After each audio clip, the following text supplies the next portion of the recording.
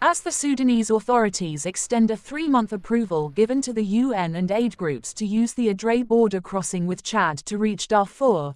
WFP aid trucks continue to move through the Adre border crossing carrying aid to Darfur and other famine-stricken parts of Sudan. WFP said an aid convoy has crossed from Port Sudan via new routes to reach Zamzam camp in Darfur. Footage shared by WFP showed aid trucks moving from Suakan city in the northeastern side of the country.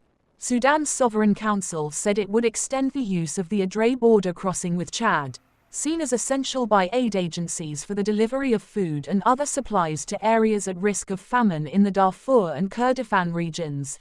Experts determined earlier this year that while more than 25 million people across the country face acute hunger, several parts of the country are at increased risk of famine, and that one camp in the Darfur region was already in its throes, the consequence of war between Sudan's army and the paramilitary Rapid Support Forces.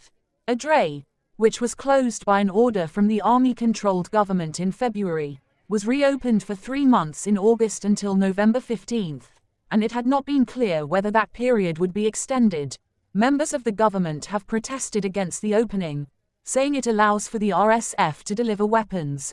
However, the Sudanese army is not in physical control of the border crossing, which lies within territory seized last year by the RSF, which controls most of Darfur. The United Nations welcomed the decision to keep Adre open for another 3 months.